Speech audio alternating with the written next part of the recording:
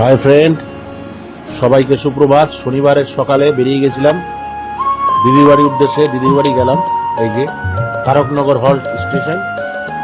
তো সেখান থেকে সবাই প্রায় অনেকজনই ছিলাম আমরা, না হলেও আমরা হাতে গুনে প্রায় 13 জন 14 জনের মতো, অনেকজন। তো আমাকে আগের দিন রাত্রিবেলা বললো, হঠাৎ চল জোর জবরদস্তি করা হলো। তো মুড ছিল না, তাও যাই হোক সবাই যাচ্ছিল, মন চাইলো চলে আসলো। তো সকালবেলা গেদে লোকাল ধরে চলে আসলাম। আর গ্রামের পরিবেশ তো আমার ভালো। এই দেখুন, এটা দেখুন, এটা হচ্ছে আপনাদের লেভেল ক্রসিং, আমাদের রেলের লেভেল ক্রসিং। বাহ, কত সুন্দর লেভেল ক্রসিং।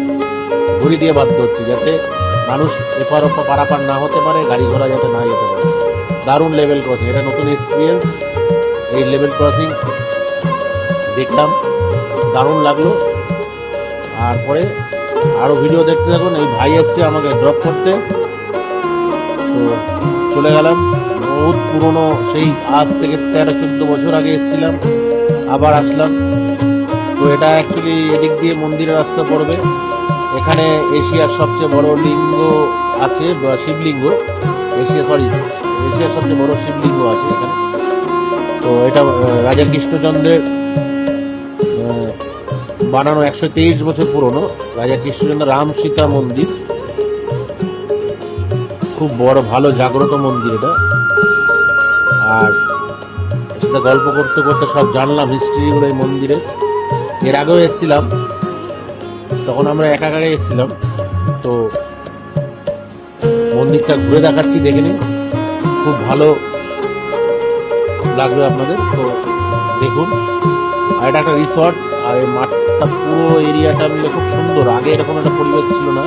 এই যে মন্দিরটা পুরোটা দেখুন দূর থেকে। এটা হচ্ছে শিবলিঙ্গের দিদির বাড়ি। এটা দিদির বাড়ি চলে আসলাম। তো গ্রামের পরিবেশে দিদির বাড়ির ঘরদুয়ার বেশ সুন্দর সাজিয়েছে, বানিয়েছে নতুন। এটা ভালো লাগলো। তারপরে দিদির বাড়ি বাগানে চলে আসলাম। বাগানটা দারুণ, প্রায় 2 বিঘা তো হবেই পুরো বাগানটা। বিশাল বড় এরিয়া নিয়ে। জঙ্গলটা তো পুরো অ্যামাজনের জঙ্গলের মতো লাগছিল। আরে বাবা, এপার ওপার দেখা যাচ্ছিল, দারুণ। দেখুন, ভালো লাগবে। এখানে সব বাগানে আড্ডা মারতে আসলাম। খাওয়া দাওয়া হচ্ছে, অনেক রকম পেয়ারা মাখা, সেই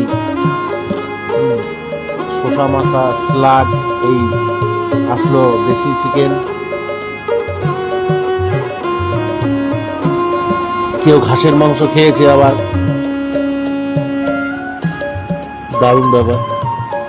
দিদির সব যারা এখানে দাঁড়িয়ে রয়েছে।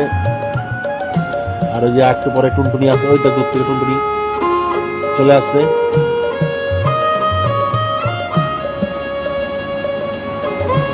আচ্ছা, এই যে টুনটুনি বলতে বলতে চলে আসছে। দেখুন, সব ঠান্ডা হাওয়া, এত সুন্দর, দারুণ একটা ভাইবস, দারুণ লাগছিল, বলবার মতন। আমার ভালো লেগেছে। অনেক বছর পর, সময় পাই না, যাওয়া হয় না, তাই